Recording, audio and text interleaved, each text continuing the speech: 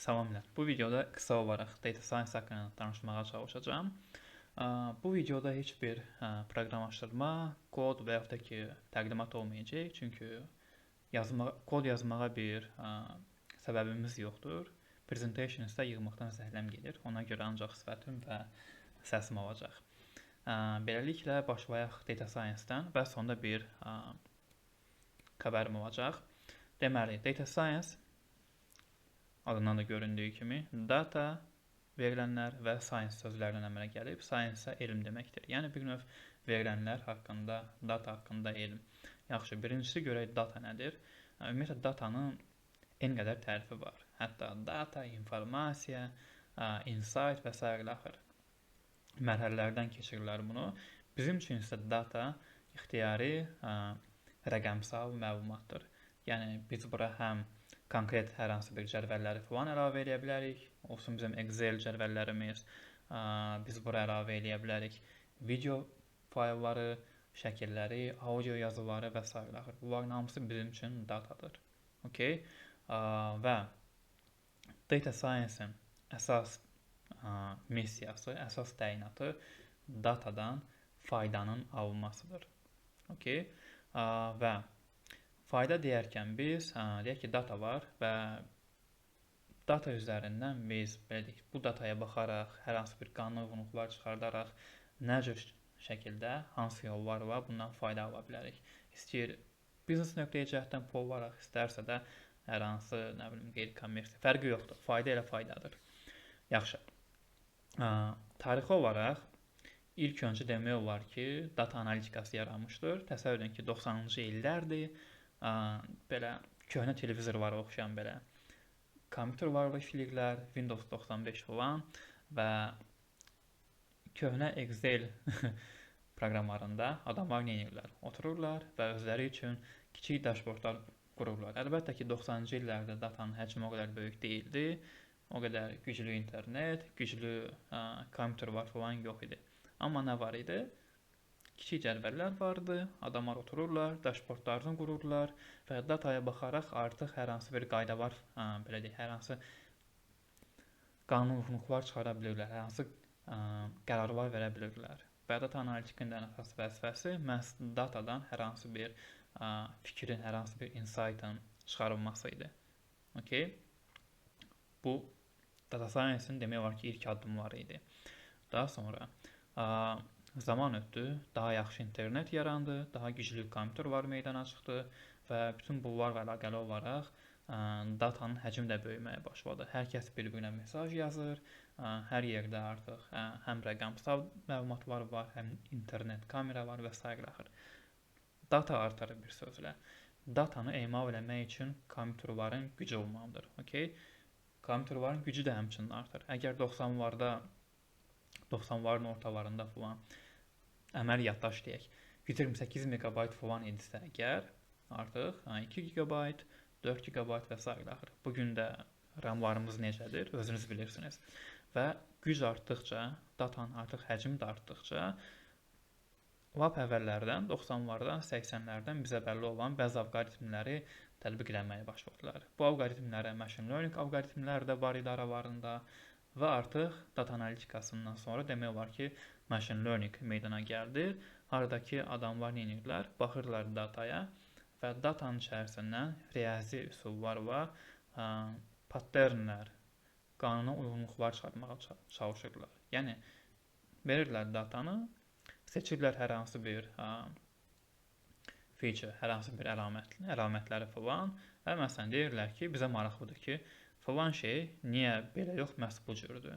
Yəni, konkret bir düstur bilmirik. Bilmirik ki, bu niyə belədir, amma görürük ki, hər hansı bir qanun uyğunluq var və bu qanun uyğunluğu məhz machine learninglə tapırlar. Okay? Və machine learning demək olar ki, indiki süni intellektin əsası idi. Okay. Daha sonra nə baş verdi? Daha güclü kompüter var, daha çox data və gəlib çıxdıq süni neyron şəbəkələrə, neyron networklərə. Neyron şəbəkələrdən artıq biz nə edirik? Cədvəllərdən çıxdıq qırağa, başladılar artıq qeyri-strukturlu, hansı ki haqqında danışmışdıq, şəkillər, videolar, audio yazılar üzərində müəyyən patternlər axtarmağa, və buradan ortaya nə çıxır? Buradan ortaya çıxdı NLP kimi alt sahələr, Computer Vision kimi, hansı ki daha çox şəkillərə yönəlmişdir. Götürürsünüz şəkli və piksellər kimi təsvir edirsiniz, böyük bir matrix kimi. Və bunların hamısı neyron şəbəkələrə aid idi. Okay. Və artıq bu nöqtəyə qədər görürük ki, data science içərisində neçə dənə alt sahə yarandı. Data analitiklər hələ də qalır. ML vardı, machine learning vardı. Daha sonra dedik ki, neyron şəbəkələr yarandı, hansı ki NLP vardı, hansı ki təbii dilin emalı ilə məşğul olurdu. İstər mətn olsun, istər audio şəkildə olsun, fərqi yoxdur. Və bu qədər alt sahələrin yaranması ilə data science bir növ şişməyə başladı. Yəni, biz dedik ki, data analitika var, machine learning var, neyron şəbəkələr var, daha sonra generativ AI yarandı, hansı var ki, böyük dil modellərinin LLM-ləri, ChatGPT-ni falan misal göstərmək olar. Və bütün bunlar yarandıqca, bunları müşahidə edən başqa alt sahələr yaranmağa başladı. Məsələn, dedik data analitiklər. Data analitiklər quru data ilə işləyə bilmir. Əksərən onlara datanı hazır şəkildə vermək lazımdır, təmizləmək lazımdır. Və yaxud da ki, deyək ki, datanın həcmi böyüyür, artıq 90'lardakı datanın həcmi ilə indiki datanın həcmi tamam fərqlidir. Artıq data o qədər çoxdur ki, bunu tamam başqa bir alətlərlə emal etmək lazımdır. Və burada artıq big data sahəsi də ortaya çıxır. Bu data ilə işləmək üçün data injinerlər, data mühəndisləri ortaya çıxır.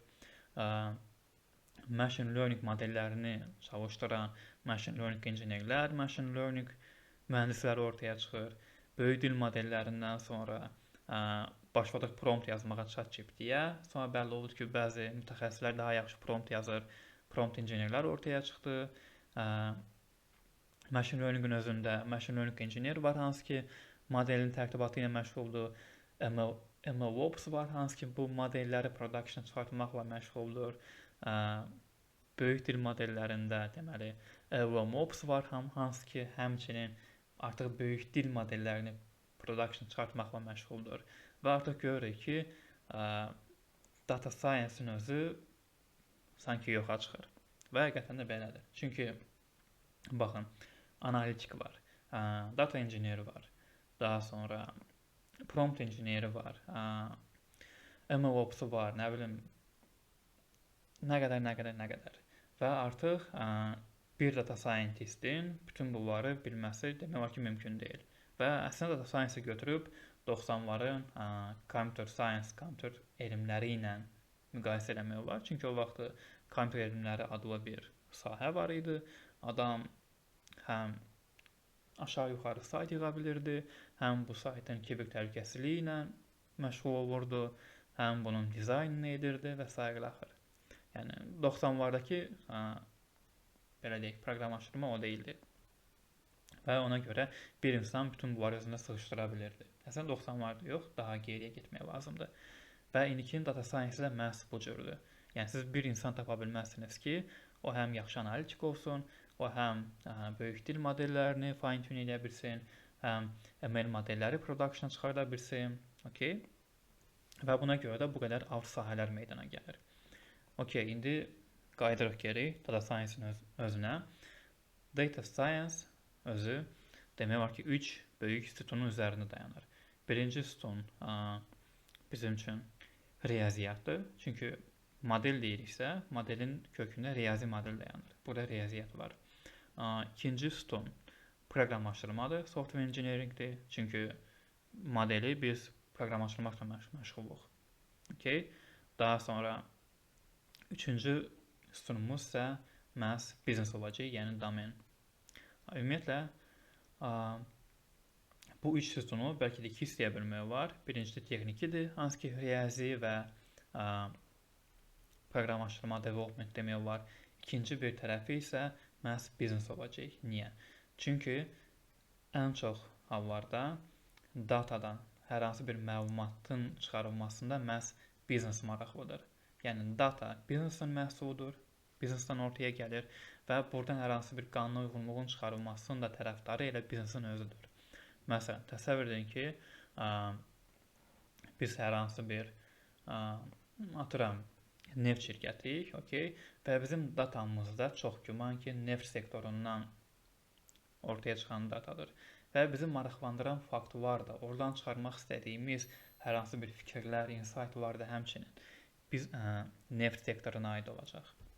Və buna görə də data science digər IT sahələrindən daha çox bizneslə bağlıdır. Okay? Və belə çıxır ki, data science bir növ üç bucağın içərisindədir. Birinci tərəfdə bizdə proqramlaşdırma, ikinci tərəfdə riyaziyyat, üçüncü tərəfdə isə məhz biznes dayanır. Və bu saydığımız alt sahələr ki var idi, data analitika, machine learning, nə bilim, böyük dil modelləri və s. Bunlar hamısı həmin üç bucağın içərisində yerləşir. İndi sual yarana bilər ki, yaxşı və data scientist hansına daha çox yaxın olmalıdır və hansı alt sahə ilə məşğul olursa, o sahəyə daha yaxın olmalıdır. Məsələn, data analitikin işi, deyək ki, çox bəsit formada deyirsə əgər, datadan verilənlərə baxır, hər hansı bir business insight-ın, fikrin çıxarılmasıdır. Deməli, bu adam texniki riyazidən daha çox bizneslə əlaqəli olmalıdır ki, baxıb orada hər hansı bir biznes üçün qanunluğu tapa bilsin. Daha sonra deyək ki, ML engineer, machine learning engineer. Adam ML model qurmaqla məşğuldur. Adam daha çox nə edir? Daha çox modelin üzərində fokuslanır. Modellə bilirik ki, riyazi parametrlərdən ibarətdir. Okay? Yəni adam daha çox riyaziyyat və bunun texniki tərəfi ilə məşğuldur, nəinki biznes tərəfi ilə. Okay? Tam da biznesdən uzaq deyil, amma biznesdən daha çox texniki tərəfə yaxındır. Və yaxud da ki, MLOps sahəsi. Haradakı məhz bu modeli götürüb production çıxarmağa çalışırlar. Və MLOps engineer üçün bunun biznes tərəfi və yaxud da ki, riyazi tərəfindən çox texniki tərəfi daha çox maraqlıdır. Çünki adam götürəcək modeli hər hansı bir serverdə falan deploy edəcək. Bir növ DevOps engineerdir, amma data science çərçivələri daxilində. Yəni bu adam biznesa riyaziyyatdan daha çox texniki tərəfə yaxındır. Və yaxud data engineer. Data engineer üçün ümumiyyətlə daha çox texniki tərəf yaxındır. Okay? Və buna görə də hər bir sahənin, belə deyək, bu üç bucaq içərisində öz yeri var. Yaxşı. Data science-ın gələcək haqqında əgər danışsaq, bugün vəziyyət necədir? Bugün əsas fokus AI üzərindədir. Hər tərəfdə AI və AI deyərkən daha çox generativ AI-dən söhbət gedir, elmlərdən, böyük dil modellərindən söhbət gedir və gələcəkdə bu kimi olaraq qalacaq çox güman ki. Okay, əsas diqqət elmlər üzərindədir, generativ AI üzərindədir, amma ML də məsələn hələ də aktual olaraq qalır, çünki heç də hər yerə böyük dil modellərini bağlamaq olmur, heç də həmişə bu effektiv deyil, bu hamısı puldur, amma əgər ML modeli istifadə edə biliriksə, ML daha yaxşıdır və ona görə ML hələ də var. Okay, qaldı AI üçün, böyük dil modelləri üçün əksəriyyət içindən qarışıq düşünürük ki, hal-hazırda generativ AI-ın LLM-i, yəni bir növ dərinliyə getdiyi dövr var idi. Aradakı bir-birindən daha ağıllı, daha tez düşünən modellər ortaya çıxırdı növbə ilə, parametr sahib və s. Və artıq yəqin ki, elə bir dönəm gəlib çatıb ki, artıq dərinliyə yox, daha çox üfüqi istiqamətdə inkişaf etməyə daha çox meyillidirlər. Çünki artıq demək var ki, datadan çıxardıqlarını artıq çıxardıblar və əsas məsələ necə edək ki, dil modeli daha tez reaksiya versin və daha az qalitinasiya eləsin. Əsas məsələ budur. Odur ki, əsas fokus yenə də AI üzərində qalacaq, böyük dil modelləri, böyük dil modellərinin agentlərlə olan yanaşması, yəni bir modeli, belə deyək, necə edə bilərik ki, model gedişatın özünü idarə etsin, bu da bizim agentik yanaşmamız və salam. Nəsə xüsusi bir məncə sağa-sola hərəkət olmayacaq, elə bu. İndi əsas məsələ, demişdim ki, bir sonda xəbər olacaq. Bu videonun çəkilməsində əsas səbəb gələcəkdə çəkiləcək data science-la əlaqəli video dərslərdən xəbər verməkdir. Çünki bugünə qədər əsas mövzu Python idi. Və bu playlistin altında artıq data science ilə əlaqəli A-dan Z-yə tipli ardıcıl video dərslər olacaq. Aradakı biz başlayacaq əvvəlcə riyaziyyatla, daha sonra bölünəcək paralel olaraq deməli machine learning alqoritmləri haqqında və paralel olaraq artıq analitika tərəfi ilə hansı gözündə ehtiva eləyəcək BI alətləri, Power BI və SQL əhatə eləyəcək və data science istiqamətinə gələcək. Odur ki, bu cür böyük bootcampı, o cür böyük playlisti məhz data science nədir sualına cavab verməklə başlamaq istədim. Ümid edirəm ki, plus minus aşağı yuxarı nəysə çatdıra bildim. Sağ olun, zehin açıqlığı ilə.